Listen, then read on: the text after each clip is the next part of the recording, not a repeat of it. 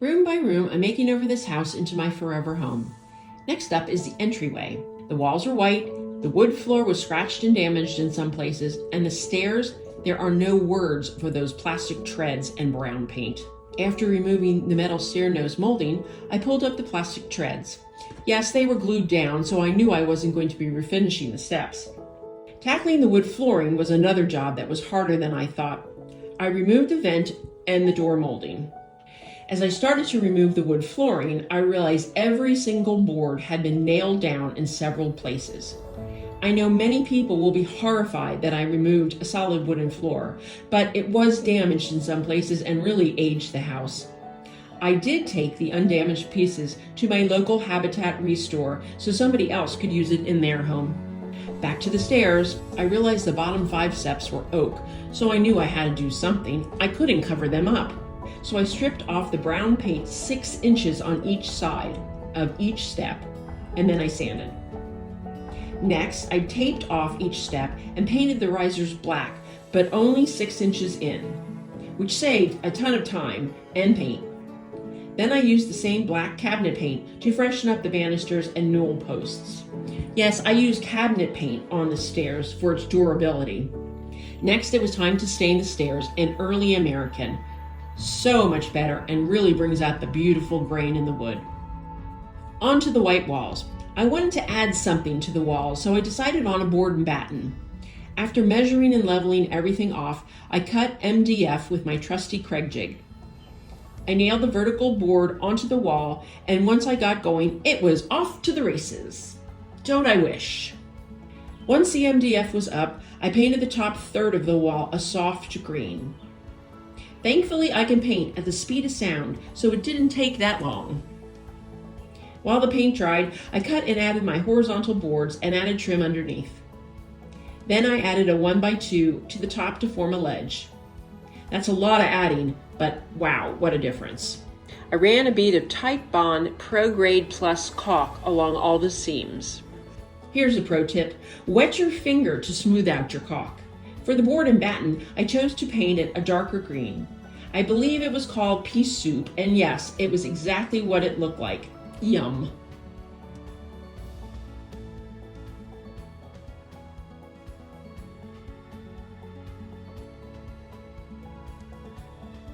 Well, we're in the home stretch now. I'm going to tile the floor, so I had to lay down a membrane first. Once I was down, I could begin tiling. I've always loved penny tile and thought it was so cool when stores would have their names spelled out in the tile, but I didn't want to spell out our name, so I chose the word welcome instead. This was a process figuring out where the pieces would fit, kind of like a puzzle. Once welcome was spelled out, it could go onto the floor. I will also admit, as I started to lay it down, I realized it was upside down, so I had to start again, but no problem. This was very, very time consuming, but just you wait. Tiles down, now it's time to grout.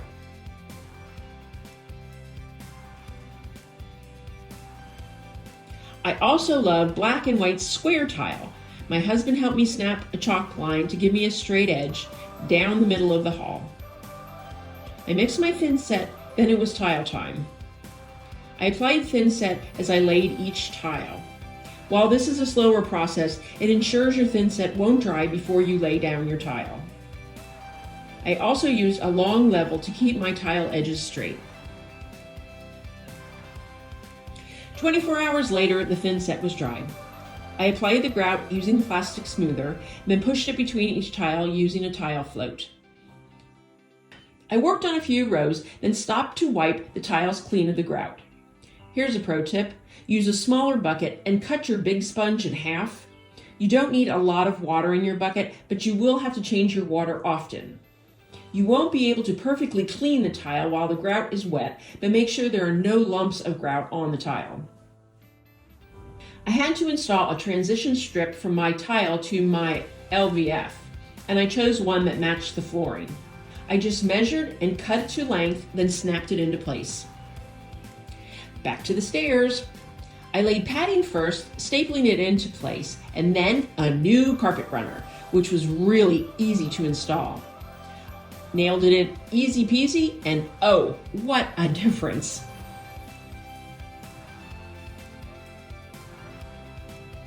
One more thing, a barn door.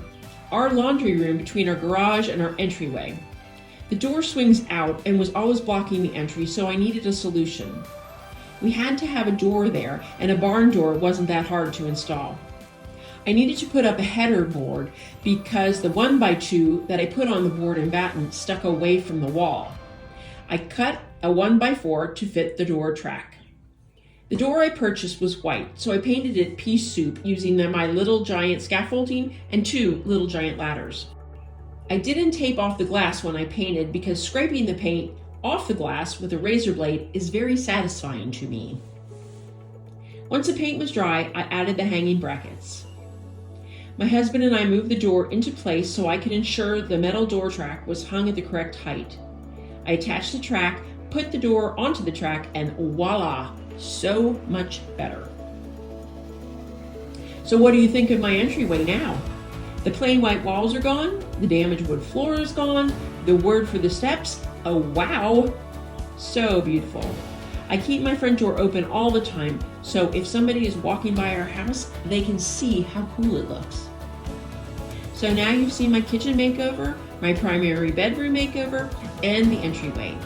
Next, I'm tackling the bathroom. You won't want to miss what I do behind the vanity. Room by room, this house is starting to look like my forever home. Thanks to Thumbtack for sponsoring this video. Hi, I'm Alicia.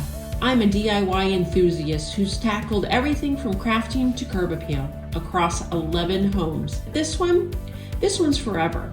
Follow along as I transform my house into my forever home, sharing my best DIY tips and tricks along the way to help you create yours too.